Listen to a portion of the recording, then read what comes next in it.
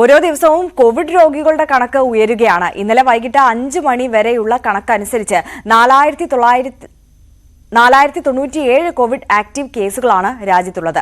കൂടുതൽ സംസ്ഥാനങ്ങളിൽ JN1 variant സ്ഥിരീകരിക്കുകയും ചെയ്തു. ഈ സാഹചര്യത്തിൽ പുതുവത്സര ആഘോഷത്തിന് കടുത്ത നിയന്ത്രണങ്ങൾ ഉണ്ടാകാനാണ് സാധ്യത. നമ്മൾ അടുത്തുകൊണ്ടിരിക്കുന്നത് വീണ്ടും ഒരു കടുത്ത കോവിഡ് കാലത്തേക്ക് തന്നെയാണ്. നടൻ വിജയകാന്തിന്റെ മരണം കോവിഡ് മൂലമാണെന്ന വാർത്ത നമ്മുടെ ആശങ്ക വർദ്ധിപ്പിക്കുകയാണ്. രാജ്യമാകെ കോവിഡ് വ്യാപിക്കുന്നു എന്നാണ് റിപ്പോർട്ട്. അതുകൊണ്ട് തന്നെ രാജ്യം മുമ്പത്തേതുപോലെ അതിജാഗ്രതയുള്ള ഘട്ടത്തിലേക്ക് കടക്കേണ്ടി വരുമെന്നാണ് പുതിയ സാഹചര്യം നൽകുന്ന സൂചന.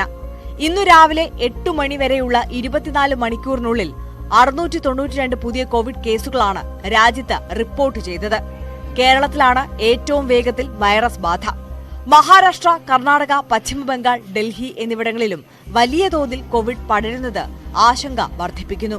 ക്രിസ്മസ് പിറ്റേന്ന് രാജ്യത്ത് 529 പേർക്കും കോവിഡ് ബാധിച്ചിരുന്നു. ബുധനാഴ്ച രാത്രിയിലെ കണക്കുപ്രകാരം രാജ്യത്താകമാനം 4097 ആക്റ്റീവ് കോവിഡ് കേസുകളാണുള്ളത്. രാജ്യത്തിന്റെ വിവിധ ഭാഗങ്ങളിലുണ്ടായ മരണങ്ങൾ കോവിഡ് മൂലമാണോ എന്ന കാര്യം സ്ഥിരീകരിക്കാനുണ്ട്. പരിശോധന കർക്കശമാക്കിയാൽ രാജ്യത്തെ കോവിഡ് രോഗികളുടെ എണ്ണം ഇരട്ടിയെങ്കിലും ആകുമെന്നാണ് അനൌദ്യോഗിക നിഗമനം. കേരളത്തിന് പിന്നാലെ തമിഴ്നാട്ടിലും വലിയ വേഗത്തിലാണ് കോവിഡ് വ്യാപനം. ഇന്നലെ മാത്രം 135 പേരെ കോവിഡ് സ്ഥിരീകരിച്ച് ആശുപത്രികളിൽ പ്രവേശിപ്പിച്ചു. എന്നാൽ തമിഴ്നാട്ടിലും രോഗികളുടെ യഥാർത്ഥ എണ്ണം ഇതിലും എത്രയോ ഏറെ ആയിരിക്കുമെന്നാണ് നിഗമനം. പുതുച്ചേരിയിൽ ഇന്നലെ മരിച്ച നിർമ്മാണ തൊഴിലാളിക്ക് കോവിഡ് ആയിരുന്നുവെന്ന് സ്ഥിരീകരിച്ചിട്ടുണ്ട്.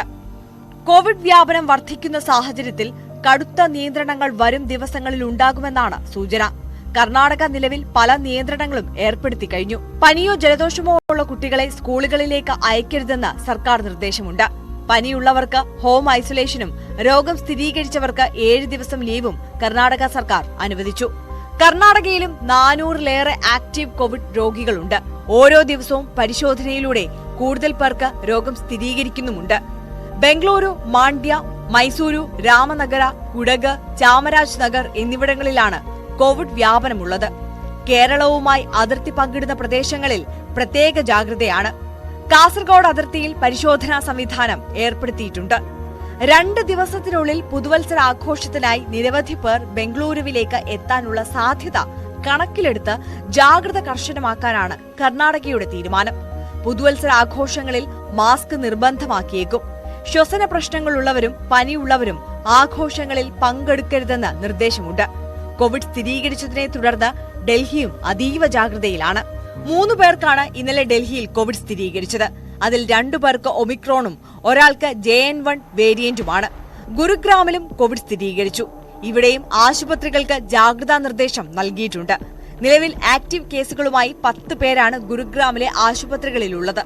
ഡൽഹിയിലും ഗുരുഗ്രാമിലും കോവിഡ് സ്ഥിരീകരിച്ച സാഹചര്യത്തിൽ all India institute of medical സയൻസിലും ഡൽഹി ലേഡി ഹാർഡിംഗ് ആശുപത്രിയിലും പ്രത്യേക കിടക്കകൾ സജ്ജീകരിച്ചിട്ടുണ്ട്.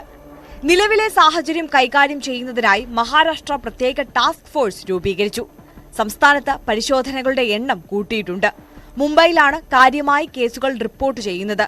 സർക്കാർ നിർദ്ദേശപ്രകാരം മുംബൈ നഗരത്തിലെ ആശുപത്രികളിലായി 4215 കിടക്കകൾ കോവിഡ് രോഗികൾക്ക് മാത്രമായി മാറ്റിയിട്ടുണ്ട്.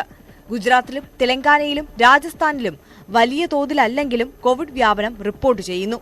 വരും ദിവസങ്ങളിൽ പുതുവത്സര ആഘോഷം കഴിയുന്നതോടെ കോവിഡ് രോഗികളുടെ എണ്ണത്തിൽ രാജ്യമൊട്ടുക്കുമായി 50% വർധന ദിവസവും ഉണ്ടാകുമെന്നാണ് കണക്കുകൂട്ടുന്നത്. വലിയ ആരോഗ്യ പ്രശ്നങ്ങൾ ഉണ്ടാക്കാത്ത കോവിഡ് ആണെങ്കിലും ഇത്തരത്തിൽ അതിവേഗം പടരുന്നത് ആശങ്കയാണ്. മറ്റ് രോഗങ്ങളുള്ളവർക്ക് ഈ കോവിഡ് അപകടകരമാണെന്നതും ജാഗ്രത നൽകേണ്ടതിന് കാരണമാണ്. പനി, ജലദോഷം, തൊണ്ടവേദന, ശരീരവേദന എന്നിവ തന്നെയാണ് JN1ന്റെയും ലക്ഷണം. ഒമിക്രോണിനെ പ്രതിരോധിക്കുന്ന വാക്സിൻ JN1-നെതിരെയും ഫലം ചെയ്യുമെന്നതിനാൽ വലിയ ആശങ്ക വേണ്ടെന്ന് ആരോഗ്യ വിദഗ്ധർ പറയുന്നു.